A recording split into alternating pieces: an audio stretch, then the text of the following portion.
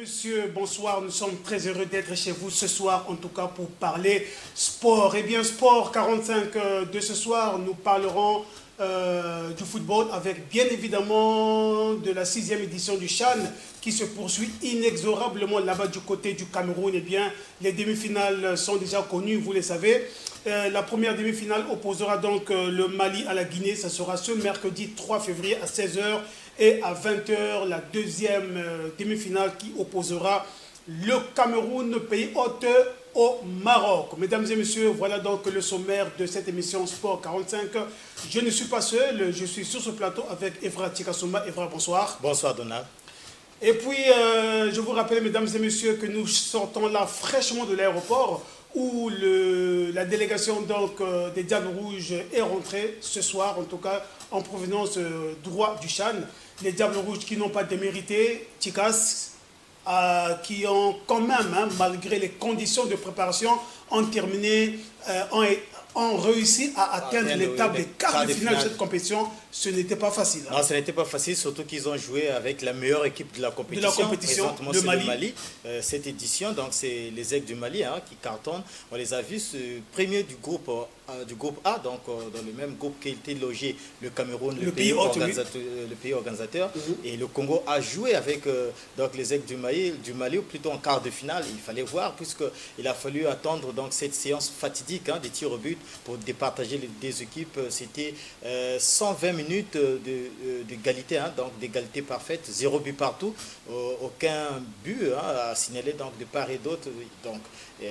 Et ça s'est joué. Là, on n'impute tort à personne, puisque carrément c'est la chance qui devait jouer. Et on a vu ce que vous avez vu, puisque c'était 5 tirs au but donc pour le Mali contre 4 pour le Congo-Brazzaville. Avant d'en arriver là, mesdames et messieurs, il faut quand même le dire que les Diables Rouges ont fait une très bonne prestation du côté du Cameroun. Déjà que cette équipe n'est partie avec aucune minute de compétition dans les jambes. Ce n'était pas facile. Ici, au niveau local, ils se sont limités à quelques matchs amicaux livrés ça et là. Et avant d'aller là-bas du côté du Cameroun, ils ont marqué un arrêt du côté de Kigali au Rwanda, où ils ont livré deux matchs avec la sélection rwandaise. Premier match, ils se sont départagés sur un score de parité de 2 buts partout. Et lors du deuxième match amical, en tout cas les Diables Rouges s'étaient imposés sur le score étriqué d'1 but à 0. Et lorsque, mesdames et messieurs, vous vous rendez à une telle compétition avec aucune minute, comme je l'ai dit tout à l'heure, aucune minute de championnat dans les jambes, ce n'était pas évident. Face à la RDC, la prestation était quasi minable. Ça, il faut l'avouer. Il faut quand même dire, Donald, que les Diables Rouges ont pris du rythme du début de la compétition jusqu'au finish. Après avoir raté leur entrée en matière. Oui, parce que quand vous voyez un peu le parcours, vous sentez qu'il y a eu quand même une progression. Et en termes de prestation, il y a eu une amélioration. Oui, une défaite, un match nul, une victoire. Après, une élimination au tir au but. Donc, vous voyez un peu le parcours, la progression dans le jeu. Et ça, c'est à féliciter. Donc, une défaite contre la RDC, un match nul contre le Niger, une victoire contre la Libye. Et puis, un match nul dans les 120 minutes avec la meilleure équipe de la compétition, donc avec le Mali. Il a fallu donc cette séance dont je parlais tout à l'heure de tir au but pour les départager. Alors, donc, ce n'était pas du tout facile. Et donc, c'est à féliciter. En tout cas, le 11 national, mesdames et messieurs, n'a donc pas démérité face à une équipe des Aigles du Mali techniquement, physiquement et tactiquement qui était vraiment au point, mais les protégés du coach Barthélémy Ngansone ont quand même réussi à contenir cette équipe pendant 120 minutes et malheureusement c'est à la fatidique épreuve des tirs au but que les Congolais ont été débarqués de la compétition. Mais avant d'en arriver là, mesdames et messieurs, je vous propose quelques temps forts de ce quart de finale qui a donc opposé, comme je vous l'ai dit, les Diables Rouges aux Aigles du Mali. Je vous rappelle qu'au temps réglementaire, les deux équipes étaient à 0 but partout. Suivez. C'est Saka Kamake qui envoie ce ballon plombé juste en dessous de la barre transversale du portier Nzila qui est resté vigilant.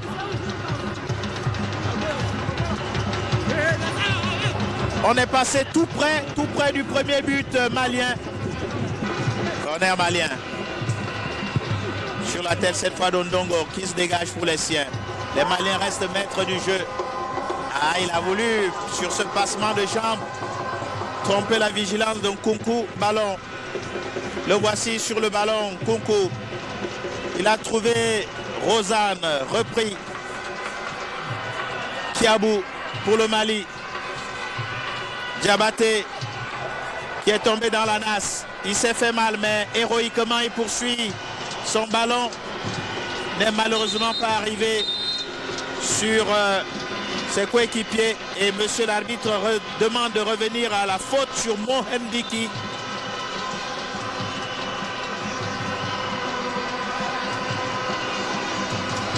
La faute qu'on revoit ici de Sadio Kanouté et Mohendiki.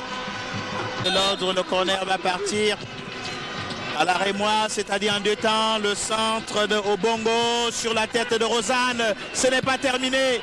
Le danger reste aérien dans le camp malien. Mwanza Mapata. Et cette fois, les Maliens se dégagent le plus loin possible grâce à Ibou Harima Sidibé qui a usé de la bicyclette. La menace qui vient de Ngwenimba. Le centre au premier poteau, sans danger aucun pour Djigui Diarra. Atteint la fin du temps réglementaire ici au stade Amadou Ahidjo. Et que le 4e arbitre va nous annoncer le temps additionnel au moment où les Maliens sont sur le ballon.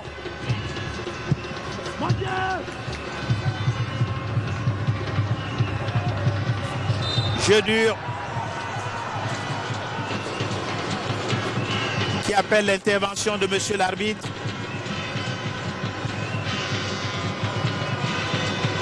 Jeu dur sur Jaurès Ngombe. Moussa Kiabou.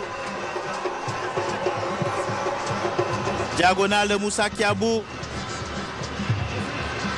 Pour Moussa Balo, le gardien Ndila qui intervient à une prolongation de 15 minutes x 2, soit une autre partie, la 3e partie qui va commencer ici et qui devra déterminer qui du Mali ou du Congo va passer au tour suivant.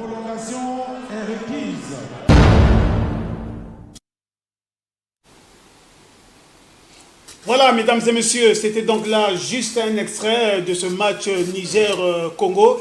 Eh bien, la surprise, comme vous le constatez, c'est l'officier média adjoint de la Fédération congolaise de football, Jean-Rufin Lemba. Il vient donc de nous rejoindre sur ce plateau. Nous étions également du côté de l'aéroport. Lui également sort fraîchement du côté de Yaoundé. Alors, Rufin, bonsoir. Bonsoir, Donald. Et bienvenue aux catastrophes sur ce plateau. Bien sûr. Il fallait bien être là. C'est Sport 45, on est là. Tout à fait. Et le moral? Ça va. Ça Les enfants? Ça va bien. Vous étiez avec eux au quotidien. Et après donc cette élimination décriée par tout un peuple, hein, quel est le message qu'on leur a fait passer? Mais ça, c'est des encouragements. Vous savez que avant ce quart de finale, il y a eu une très mauvaise information à 2 heures du match. À 2 heures du match. À 2 heures du match. C'est vrai qu'on va dire, écoutez, on avait des joueurs. Vous savez, moi, je partais déjà au stade quand on nous annonce qu'il y a 6 joueurs congolais qui sont testés positifs. Et à la veille, il y avait déjà le bruit de voisins. Du côté de la RDC, on avait détecté 30 joueurs positifs. Donc, la délégation... toute la matinée, moi, j'étais entre l'hôtel où étaient logés les médecins de la Confédération africaine de la CAF, oui. Avec le docteur Ndoki d'ailleurs, le CG Badi. Donc on était toujours là, on cherchait savoir jusqu'à 14h, 14h et qu'elle n'avait aucune information. Et donc le coach aura dû faire son briefing avec l'effectif qui était là. Et vous imaginez Donald, on est en train de s'appeler, on a fini, Donald tu joues à gauche, voilà, Chikas tu es à droite, Rufin tu es au milieu du terrain, on rentre dans les chambres, on attend pour partir. On attend le départ. La nouvelle arrive. C'est une mauvaise nouvelle qui tombe. La nouvelle arrive, on regarde le docteur regarde sur sa boîte mail. C'est non mais docteur, on vous a envoyé des résultats. Écoutez, les résultats sont là. Alors c'est un moment bizarre. Attendre les tests Covid, c'est le moment le plus mauvais que je peux pas. Juste après, tu dois aller sur un terrain de football. Donald, même On a dû faire peut-être 15 tests, nous, depuis qu'on est rentré en stage avec l'équipe. 15 tests. 15 tests. Partout où on est passé, c'est 2 jours avant, 2 jours avant. On a fait la gorge, les narines, on a tout fait. Mais alors, c'est un moment dangereux d'attendre les tests. Alors, quand les tests arrivent, vous avez, c'est bien écrit au rouge positif et en noir négatif. Et quand je me suis mis à compter les cas du Congo, et c'est 6, et dans les 6, vous avez 3 éléments, 3 piliers de l'équipe. 3 piliers de l'équipe. Donc, vous avez un garçon comme Massanga, qui était parmi les patrons au milieu du terrain. Tout à fait, oui. Alors, là, nous sommes au premier match contre la RDC. Ça, c'est le match, je parle de quart de finale. Quart de finale contre le Mali. Contre le Mali. Ah, déjà contre le Mali. Là, je parle de... C'est là où c'est arrivé, puisqu'avant, on avait des cas, mais écoutez, mais là, c'était criard, 6 cas. Alors, à 2 h du match, nous, on ne peut pas faire une contre-expertise, on ne peut rien faire. Il faut aller jouer parce que c'est sûr qu'on n'a pas d'effet substantif. Nous sommes condamnés puisque c'est comme ça. C'est pour ça qu'on nous a autorisé d'amener 33 joueurs. Le Congo est parti avec 26. Et donc, voilà tous les problèmes. Mais là, que s'est-il passé, Rufin Luemba? Vous êtes autorisé, la liste a été... La CAF a bien fait de rallonger cette liste-là, 33 joueurs, et nous n'en que 26 joueurs. Mais non, le problème, c'est à quel moment cette information est arrivée. Nous, on était, je crois, à Kigali, quand on nous demande de... Parce que cette compétition, c'est 23 joueurs, logiquement. Oui, logiquement. Mais la fédération congolaise a poussé à 25 joueurs. Donc nous, on a voyagé à Kigali avec 25 joueurs. Alors la CAF, quand on sort cette décision, qui autorise au pays d'ajouter 10 joueurs. Mais la CAF, les 10 joueurs que vous ajoutez sont à la charge de la fédération qui ajoute ces joueurs. Donc si vous ajoutez les 10 joueurs, quand vous arrivez en compétition, c'est... Vous n'êtes plus à la charge de la CAF, mais plutôt vous la payez, place c'est à vous à de la charge prendre de en la charge. fédération. On va dire que nous sommes un État. On ne sait pas prendre 10 joueurs en charge qui pourraient mettre tout le moment et le temps et préparer les équipements. C'était très difficile.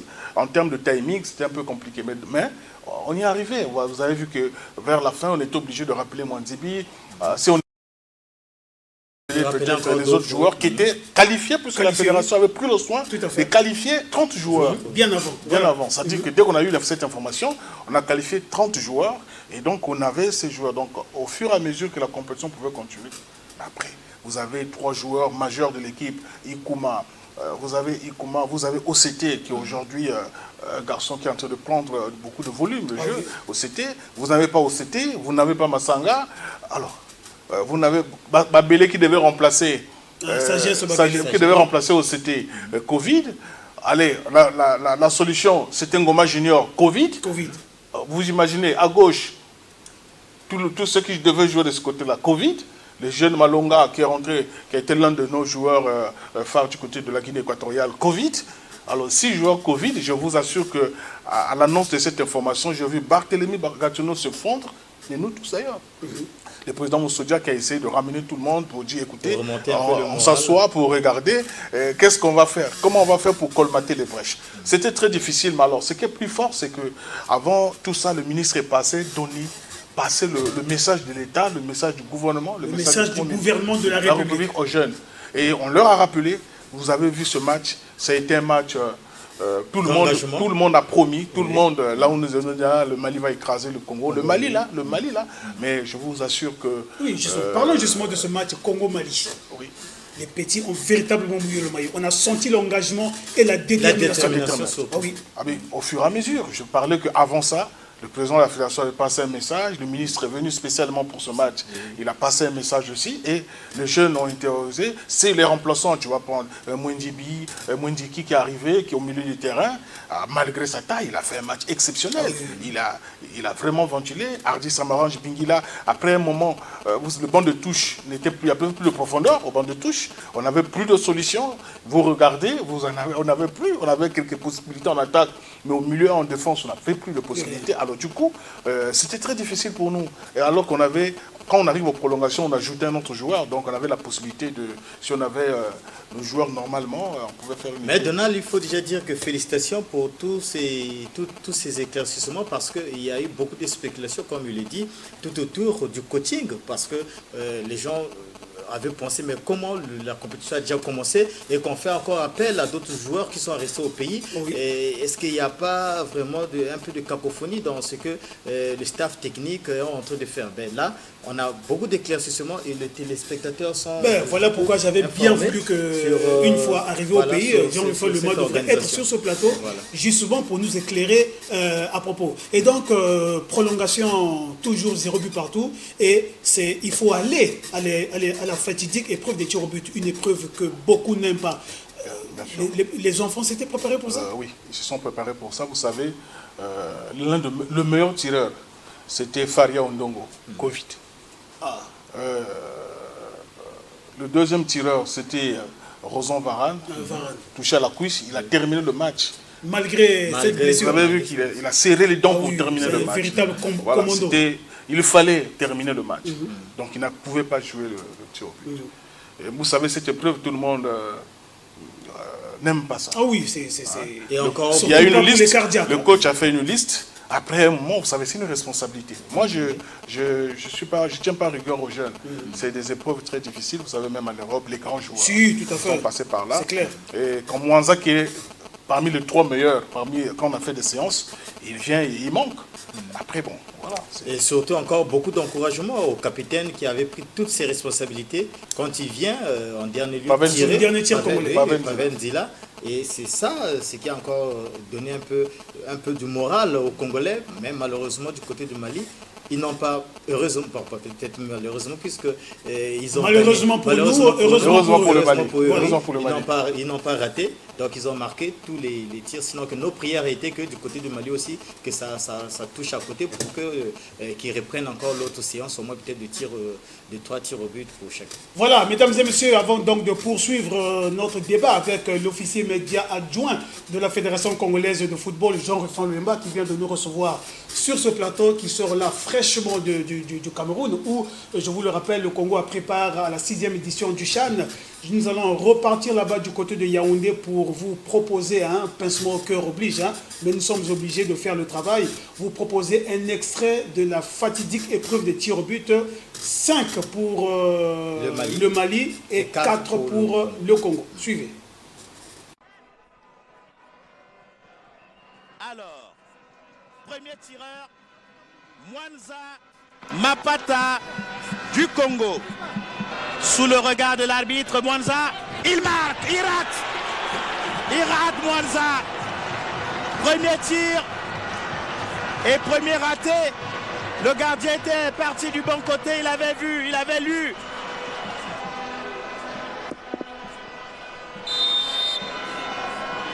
Isaka Samake face à Pavel Nzila.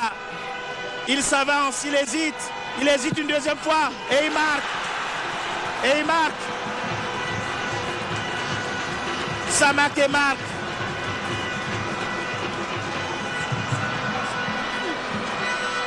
Et les Maliens passent devant. Il a placé son ballon. Il se concentre, il recule de 4 pas, de 5. Il respire.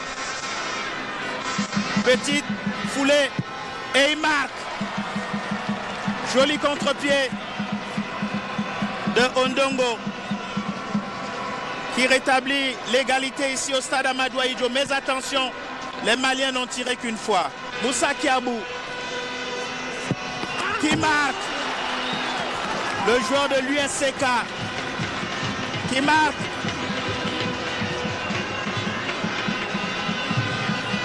Et qui ne laisse aucune chance à Pavel Nzila.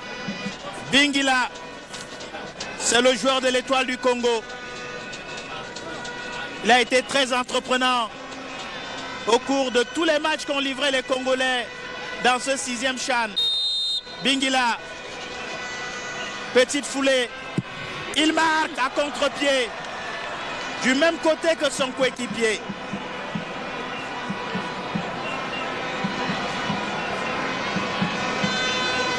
Égalité au score, mais un tir d'avance pour les Congolais. Le joueur malien de l'AS Real de Bamako Il est sorti totalement du cadre. Et il marque. Joli contre-pied. Joli contre-pied de Sama Bali, qui permet au Mali de courir devant le Congo. 3 tirs, 3 buts. Et le 4e tir congolais sera l'œuvre. Et il s'élance. Il s'élance. Il marque. Il marque Mokombo. Et maintient la pression sur les Maliens, qui vont maintenant partir dans leur essai. Mamadou Doumbia. Mamadou Doumbia, le joueur du stade malien. Il s'élance. 2 pas et il marque. Il marque. Il marque lui aussi comme ses 3 prédécesseurs. Ce qui permet au Congo, au Mali, de courir devant et d'avoir déjà un pied en demi-finale. Gardien de l'Étoile du Congo, le capitaine qui marque et qui prend à contre-pied son vis-à-vis l'autre capitaine. Que je vous explique. Si le Malien qui arrive réussit son tir au but, on va procéder à nouveau à une 2e série de tirs au but. Il place son ballon.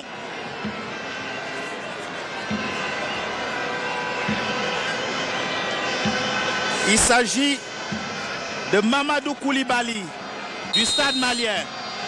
Mamadou Koulibaly avec le poids de la nation sur ses épaules et il qualifie le Mali pour la demi-finale. Le Mali est qualifié pour la demi-finale grâce à cette transformation de Mamadou Koulibaly, le 5e tireur de cette sélection des Aigles. Ils n'ont pas tremblé, les 5 tireurs maliens. Au contraire de Mwanza Mapata, le premier tireur congolais. Et c'est terminé ici pour les Congolais. Les Maliens poursuivent leur course. Ce qui semble donner raison à Nouhoum Diané, qui a déclaré bien avant même le début de cette compétition qu'il vient au Cameroun pour disputer ni plus ni moins que la finale. Le tir de Mamadou Koulibaly transformé. Jean-Rufon Lemba, un moment très douloureux, mais les petits n'ont pas démérité et le moral reste intact. Oui, je parle de Mwanza Mapata, qui était l'un de nos meilleurs joueurs à cette compétition. Ah oui. Et je vous rassure que même ce jour, en quart de finale, Mwanza Mapata a été exceptionnel. Vous avez vu, latéral gauche, droit, de bout en bout, il a frappé, il a été dans le match, sur le plan offensif, sur le plan d'énergie. Parce qu'il faut signaler que nous avons participé à cette compétition sans championnat national. Tout à fait. Et du coup, il faut avouer, après 120 minutes, c'était très, très, très fort. Mais on a tenu. Et le Mali, c'est une génération. Ah oui. Le Mali, là, c'est une génération. Ils ont joué en cadet, ils sont allés en junior, et ils sont 2 fois au Chan. Donc, c'est les mêmes enfants qui sont là. Et dans 2 matins... Généralement, à la Coupe d'Afrique des Nations, c'est beaucoup de jeunes, équipe, beaucoup de joueurs. Et c'est presque l'ossature. Au sport en général, il n'y a qu'une génération qui gagne, au football en particulier. Il n'y a qu'une génération qui gagne. Et donc, cette génération malienne, le Mali, c'est un prétendant sérieux pour ce titre. Donc, c'était très difficile, mais c'était émouvant. Vous avez vu ces enfants-là, ils ont joué jusqu'au bout, ils ont cravaché, c'était super. On a passé un moment avec beaucoup d'émotion. Tout à fait. Mesdames et messieurs, je vous ai dit que les Diables Rouges sont rentrés ce soir. Nous étions du côté de l'aéroport, la grande équipe Evra Tirasumba, et du côté de la caméra, il y avait Arnaud Itoba. Vivez l'ambiance qui a régné là-bas du côté de l'aéroport international de Maya Maya. Exclusivité, hein, Diati. Ah oui.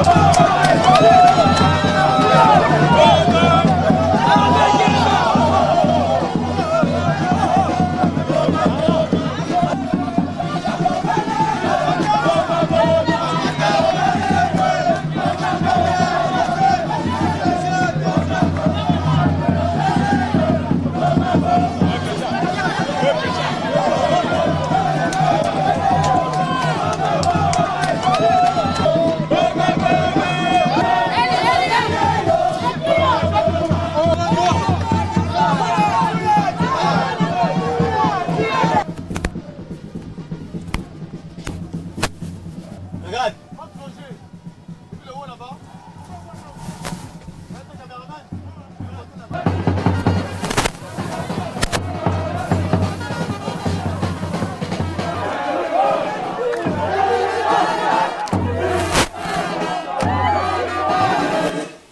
Sans championnat dans les jambes, mesdames et messieurs, arrivé à une telle étape de la compétition, les quarts de finale, et en face, vous avez une équipe, l'une des meilleures équipes de ce CHAN, une équipe très outillée, techniquement, tactiquement, physiquement au point, qu'est le Mali. Il faut le faire. Je vous propose à présent de suivre, mesdames et messieurs, la réaction du sélectionneur du Diable Rouge, Barthélémy Ngansono.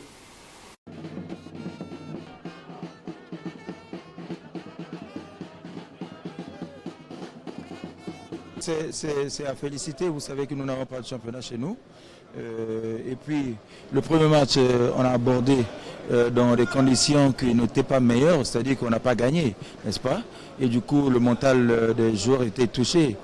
Au deuxième, on est passé de peu, n'est-ce pas? On pouvait gagner, on n'a pas gagné. Donc le mental des joueurs était entamé 2 fois de suite. C'est des braves, il faut les féliciter pour le moment. Je crois qu'il faut tirer les conséquences, c'est pas maintenant, on vient d'arriver. Il faut que moi, de mon côté, que je m'asseye, que j'essaie un peu de dresser un rapport que je vais donner à la fédération et au ministère pour que les jours à venir, nous puissions être dans les conditions les meilleures. De toutes les façons, il n'y a pas à donner la responsabilité à quelqu'un, parce que vous savez qu'on était dans une période difficile avec cette pandémie, n'est-ce pas? Donc voilà, pour l'instant, on gère notre arrivée et on aura eu l'opportunité, n'est-ce pas? Vous pourrez m'appeler à votre chaîne et je viendrai. Barthélémy Ngansono, mesdames et messieurs, sélectionneur des Diables Rouges, a pris ce soir du côté de Maya Maya, lorsque effectivement les Diables Rouges ont regagné le Bercail. Jean-Yves Lema, le coach l'a dit, hein. Les leçons seront tirées, certes pour l'instant, mais il faut mettre un peu d'eau dans le vin, il faut regarder comment est-ce que les choses sont déroulées et pourquoi pas regarder ce que l'on pourra faire demain. Mais écoutez, moi Le CHAN, il faut déjà tourner la page. Mais tout de suite, il y aura encore les éliminatoires du CHAN, puisque le CHAN 2022 pointe à l'horizon. Il faut jouer les éliminatoires. Et donc, il faut repartir. Mais il n'y a pas que le CHAN. On joue au mois de mars, en senior, contre le Sénégal, un match qualificatif. Et quand vous avez... Il faut déjà mettre au soin les jeunes comme au CT. Il faut mettre au soin tous les jeunes qui sont là, qui ont eu des petits bobos, les Massanga. Mais je pense qu'on peut déjà avoir un petit groupe, un petit noyau de ces jeunes qui ont joué ce CHAN. On peut déjà avoir un petit noyau. Donc, je pense qu'il n'y a pas de sphère de pression. Tout le monde est rentré. On est rentré à la fédération, le président Mayolas, tout le monde est rentré. Mais bonne nouvelle quand même, parce que le championnat a repris depuis samedi. Ouais, nous avons appris, on a les résultats. Mais je rappelle que vous regardez, le Congo a joué contre la RDC, qui était peut-être à la 20e journée de son championnat. On a joué contre la Libye, le Niger qui est voilà, la 10e journée, et qui était pour moi, l'une des meilleures équipes de cette compétition. Tout à fait, on a joué la Libye, vous avez senti que la Libye également, ils n'ont pas de championnat, ça ne joue pas, et ça sentit sur le plan physique. Et donc, après, vous tombez sur une montagne comme le Mali. Voilà, je crois qu'on sort là, c'était, tout le monde avait, on se disait, mais je pense qu'avec notre effectif, au grand complet, sans les tests testés positifs à la veille, avant encore, parce que si on était à un jour, on pouvait demander, on pouvait contester ces tests pour dire, nous, on met des moyens d'expertise, comme la RDC l'a fait. La RDC, le matin, le joueur était positif, à 14h, le joueur était négatif. Et il a pris part au match. Donc, après un moment, ça crée un flou. Parce qu'après, nous copions tellement ce qui se passe du côté des Blancs. C'est tellement scientifique. Et nous copions, nous avons des réalités africaines. Donald Goma, quand vous arrivez au Cameroun, la pandémie est gérée autrement, pas comme chez nous. Il n'y a pas de bavette, tout est ouvert, il n'y a pas de... on danse, on va partout. Voilà, il n'y a rien. Ce n'est pas comme... c'est pas les mêmes conditions qu'au Congo. Voilà. Et... voilà, le Cameroun qui avait 0 cas le matin. C'est là où je venais, c'est-à-dire ce n'est pas pour t'interrompre, mais il faut craindre qu'il y ait encore des représailles pour l'équipe du Cameroun, parce que jusqu'ici, les gens sont en train de douter finalement de la compétition. Comment ailleurs il y a des cas Covid, mais pourquoi pas chez les Camerounais? Et de sorte qu'il y a, puisque le football c'est un jeu de contact, mais après, Florent Ibenge ce matin, donc depuis 2 heures qu'il est rentré, il en a parlé sur les tours. Il en a fait. Oui, je crois que ça gâche un peu. Hein, il faudrait, si peut-être encore que le Cameroun remporte la compétition, à la longue, il ne faut pas qu'il y ait encore des choses comme ça, des contestations pour dire que non, vous voyez, ils ont gagné, même si bon, on va dire qu'on sait que le Cameroun c'est un pays de football, mais à la fin, loin de ils ont gagné par rapport loin de... Moi, les cas, il y en a même en Europe. Le problème, c'est à la veille. Voilà. C'est-à-dire que moi, je prends notre cas. On a fait le briefing, on a terminé. Nous sommes on a vers 14 h. On a fait le briefing, on a terminé. Jusque-là, on n'a pas de résultats. Chaque joueur est dans sa chambre, on attend que le top. On a rappelé au docteur, on a rappelé aux médecins qui s'occupent avec le docteur Ndoki. Le Congo va vous présenter nos documents précédents qu'on a joué contre la Libye, parce que jusque-là, on n'a pas les résultats. Ah ouais, ils étaient perplexes. Mais après, c'est tout de suite, on vous envoie les résultats. Bing, bing, bing, bing. Après, mais Donald, vous savez, un match de football, il faut faire des plans de jeu, des plans d'attaque. Oui, après, on a joué. Après, dans le jeu, on a joué. On pouvait, si le joli geste technique de Yann Mukombo est parti au fond du filet, si la lourde frappe de Mwanza Mapata en début de match était rentrée, on a joué, on est allé, nous sommes éliminés au tir au but. Je pense qu'on va dire félicitations pour nos jeunes. On peut dire qu'on a des valeurs. J'étais au Rwanda avec ces garçons, on a fait 2 matchs contre l'équipe du Rwanda. Parmi la meilleure équipe rwandaise qui a joué là, on a fait 2-2 et puis on a battu cette équipe rwandaise. Il y a quelque chose qui peut se faire. Donc il suffit de croire et puis ça va aller. Je pense. Et ça, le gouvernement, puisque le ministre était là, la Fédération congolaise, le président Jean-Guy Blaise Mayolas, tout le monde était là. Et ils ont motivé les enfants, ils ont fait de telle sorte que les enfants puissent doubler d'efforts et vous avez constaté... Nous l'avions remarqué le jour même, d'abord contre la Libye et contre l'heure des quarts de finale. Déjà contre le Niger. Contre le Niger, on fait un match héroïque. C'était cette bourde décriée par tout le monde, mais bon, sinon... Voilà, c'est les phases des jeux, c'est des choses qui arrivent au football et c'est ça le football. Ouais.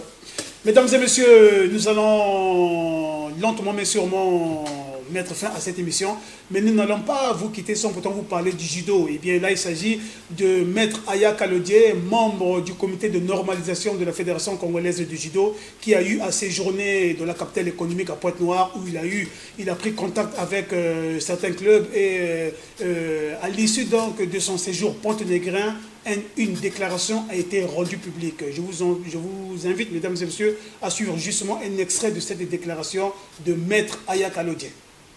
Chers doyens du judo, chers judokas, chers judokates, un grand merci à l'endroit des doyens et anciens du judo pour leur présence réconfortante. Félicitations aux judokas congolais pour l'amour qu'ils portent à notre art. Sur ce, pour la rumeur qui court, notamment sur l'Assemblée générale élective, programmée par le protégé de Mohamed Azouk au 17 février 2021, je vous informe que, en ma qualité de membre du comité de normalisation de la Fédération congolaise de judo, nommé par le ministre des Sports et de l'Éducation physique, son Excellence Hugues Ngwelondoli, cette Assemblée générale élective n'aura pas lieu, ou mieux, elle ne se tiendra pas. Aussi dit, en tant qu'autorité morale du judo, nous avions le devoir spirituel de protéger les vies humaines et personne, je dis bien personne, ne se fera tuer pour le judo. Faisons confiance à l'État, faisons confiance au ministère des Sports et à son partenaire, le Comité national olympique et sportif congolais, de nous conduire dans l'apaisement vers une assemblée générale équilibrée. Ceci dans le respect de la circulaire ministérielle et du corps électoral de 2016. Dans l'attente des instructions ou des directives des membres de la Commission nationale électorale et du secrétariat technique nommé par le ministre Hugues Ngwelondoli, j'invite les judokas congolais au calme et au respect de l'État, puisqu'il a admis que personne d'entre nous ne peut braver l'État. Que Dieu garde et bénisse le judo, que Dieu garde et bénisse le judo congolais. Je vous remercie.